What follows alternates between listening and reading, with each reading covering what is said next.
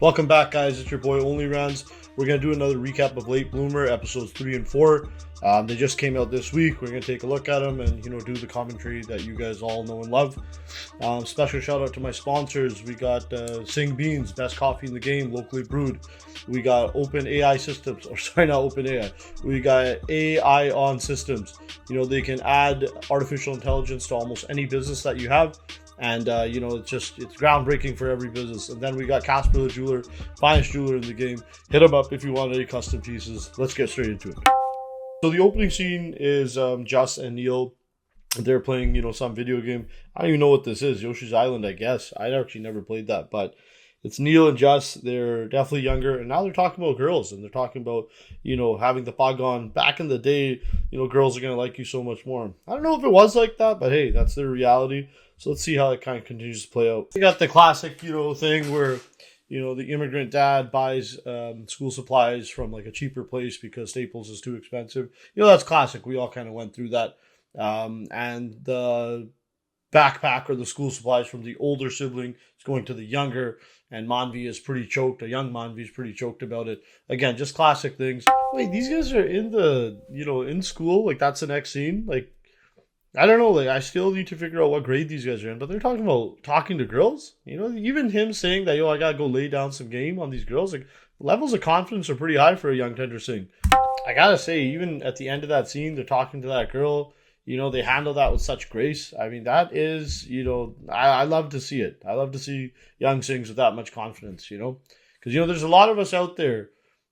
Or maybe, I don't know, a lot of us. I mean, I can speak for myself, but, I didn't have that confidence going in from Khalsa school, going into like a white high school. I was still trying to figure my way out. Took me like a year or two to kind of get it together. By grade 9, I kind of had that energy.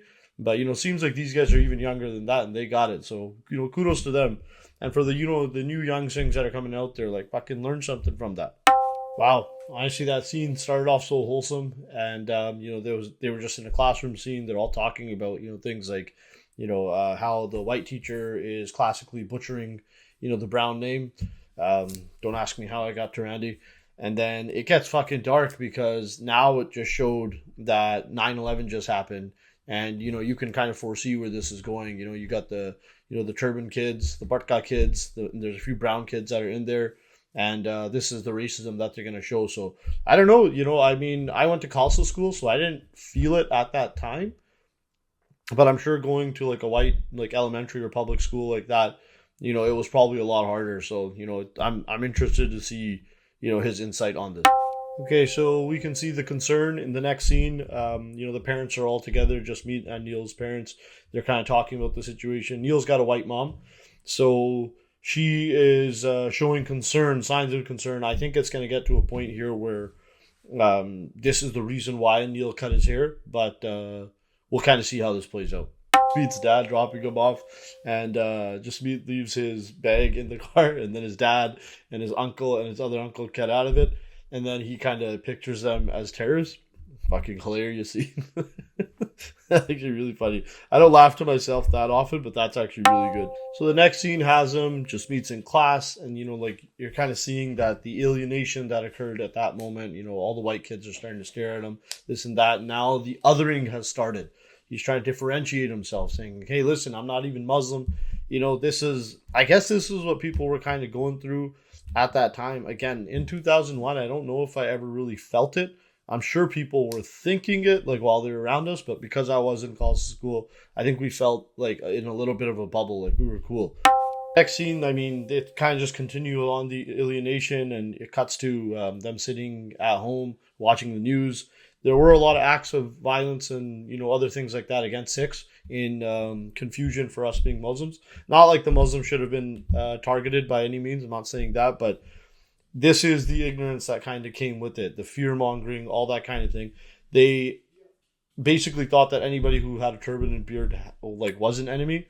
Their house gets egged. I guess it was a really scary time.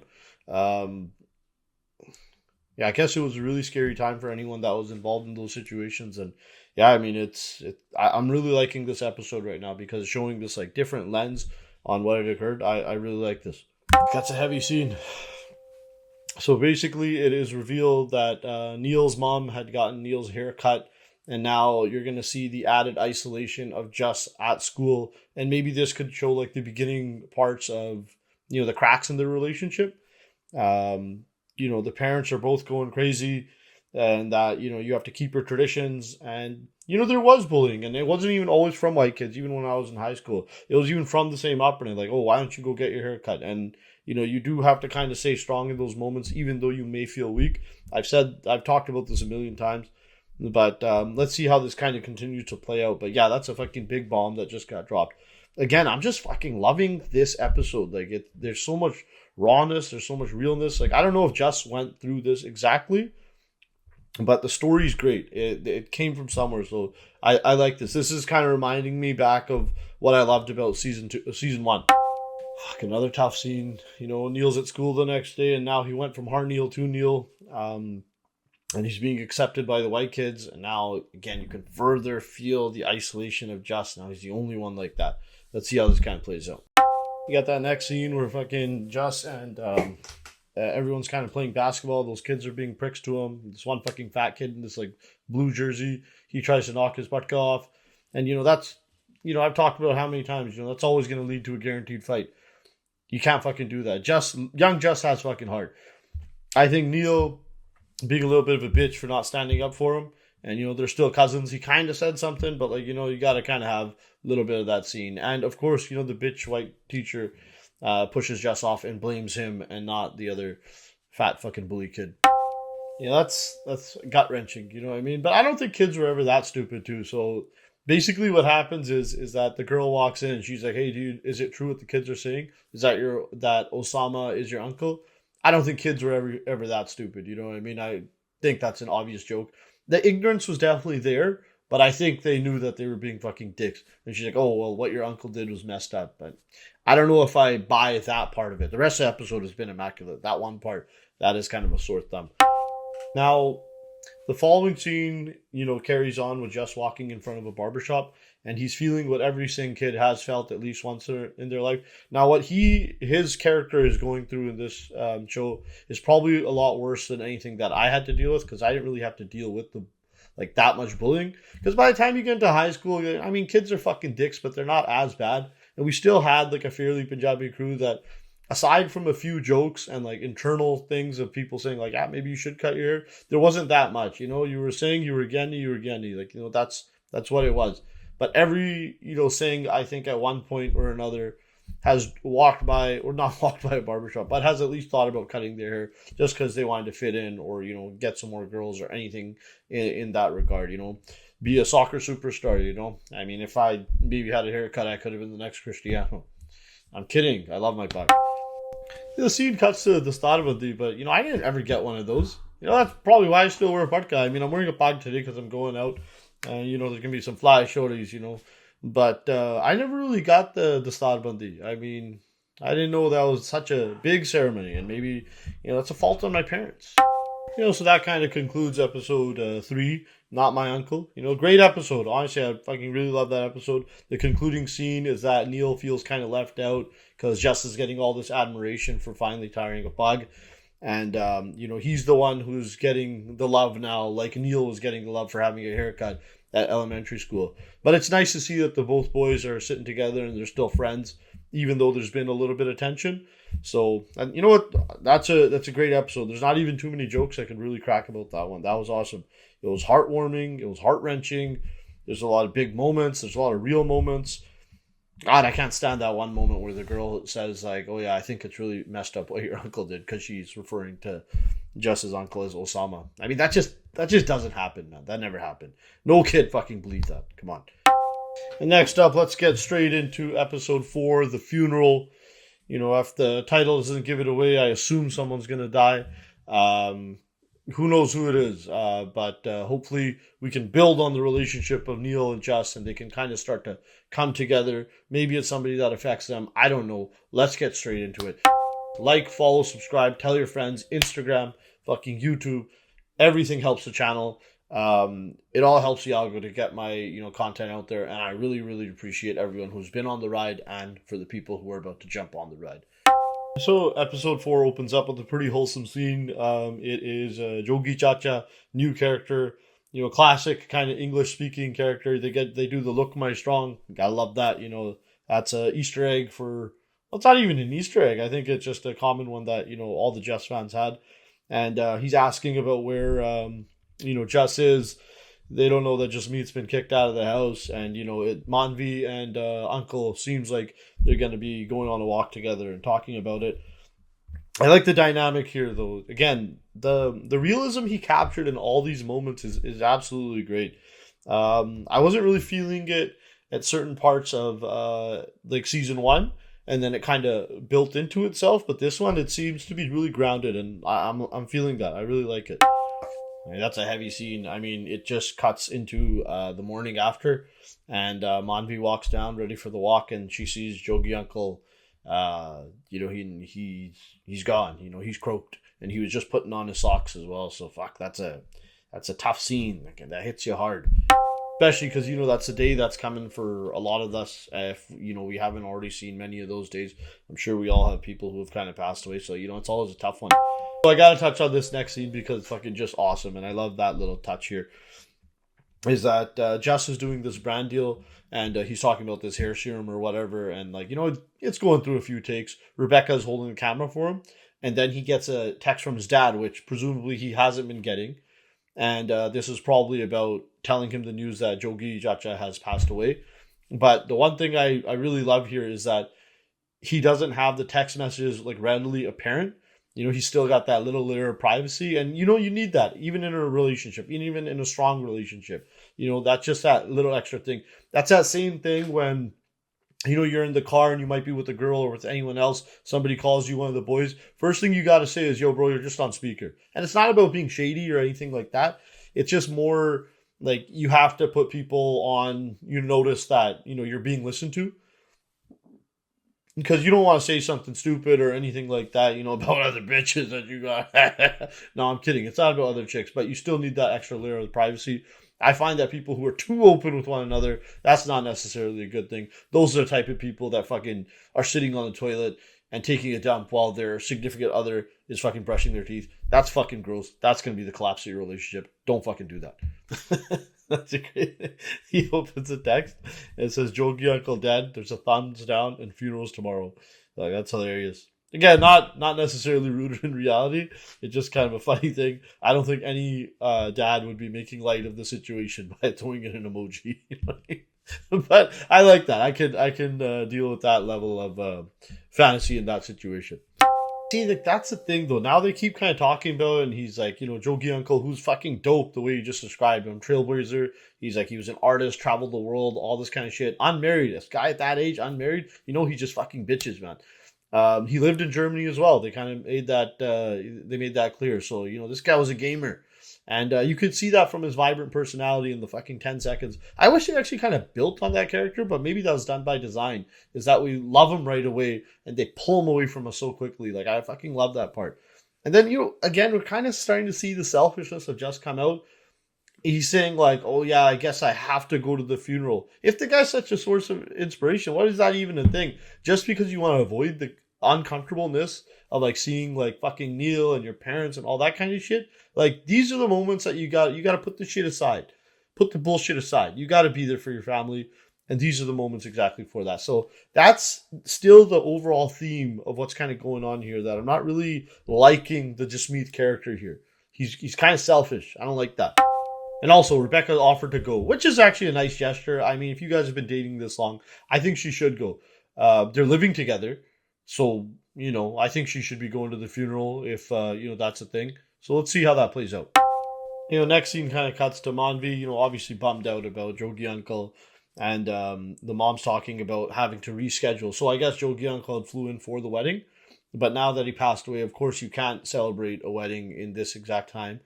I don't know if they would delay it as Jasmeet's mom, or as Manvi's mom said, months or years. But I think it would be a couple months. But, it's hard to get a date these days too. But you might have to do one of those like weird Wednesday, Thursday weddings, just kind of shitty.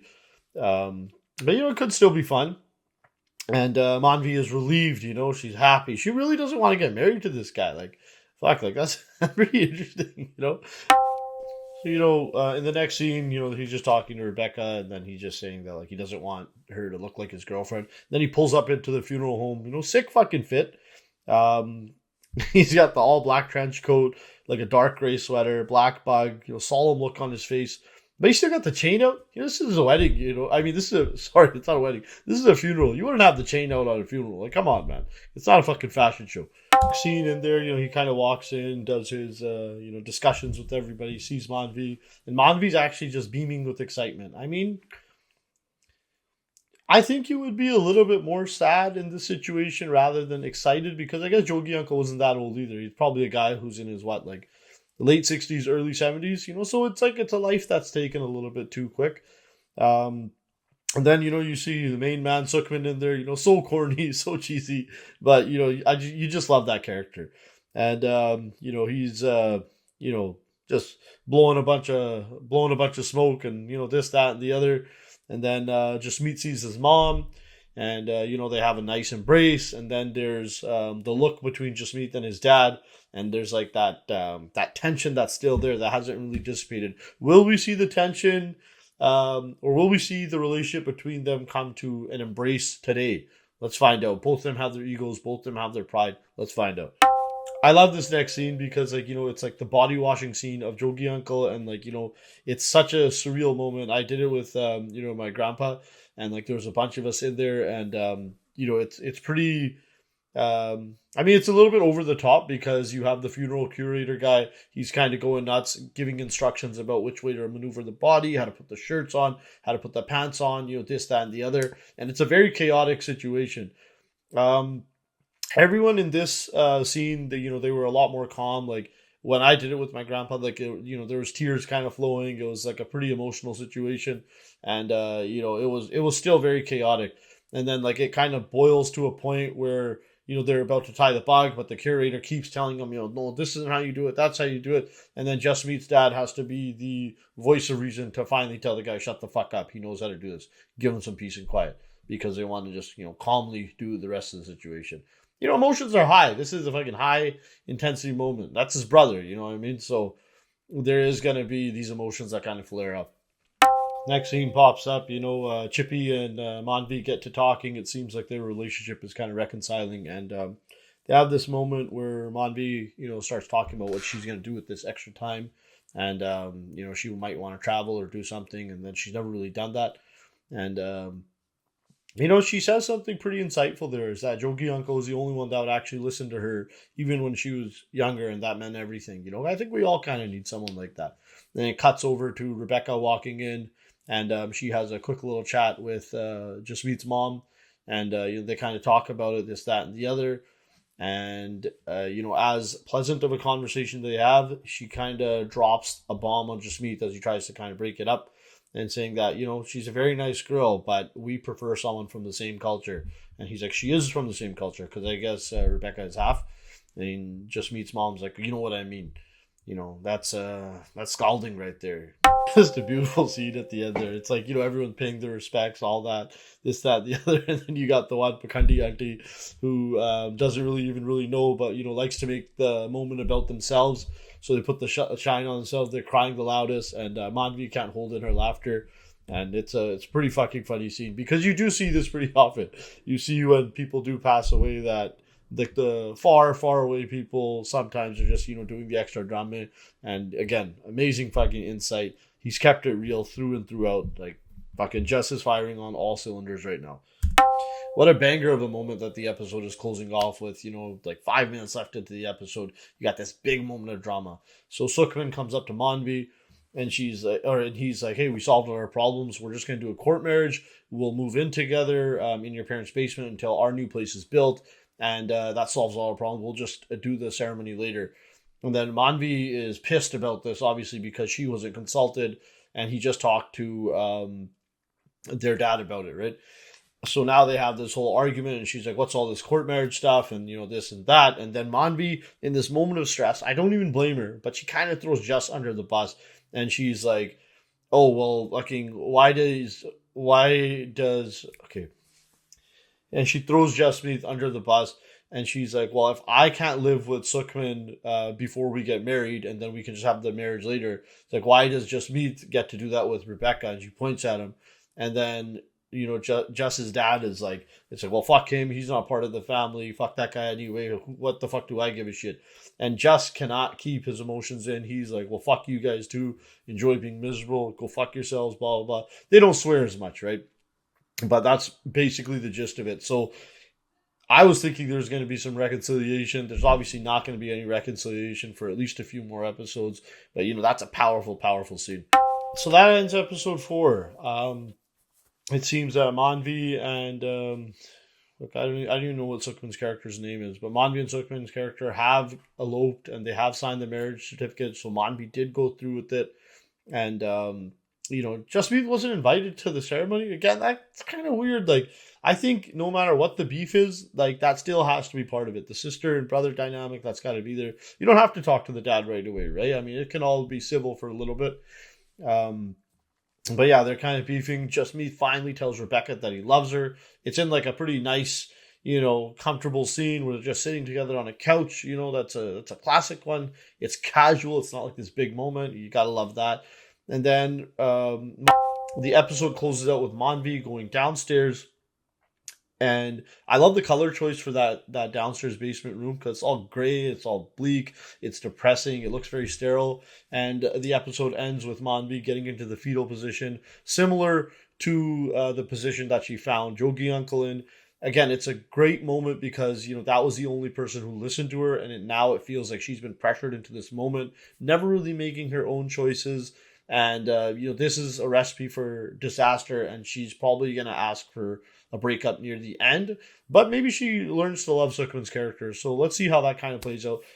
Both these episodes, absolutely fucking stunning. Both of them, these are 8s and 9s out of 10. Fucking awesome, awesome, awesome. Few moments that were kind of shitty, but, there's so much tension in this show. And, the first season was it was light. It was, it was kind of more comedy based, this, that. And this one's there's a lot of fucking tension. You can feel it. It's palpable. I love it, man. He's on form. He's on fucking form. And tonight we're going to go see Jus spin some records. Fortune Sound Club. I mean, you guys won't know about it till it's already done. But, I'm excited to meet the man. I wasn't able to see him at the premiere last time. But, hopefully we have a drink together. Cheers. Pogo. Randy. Intense. Punjabis.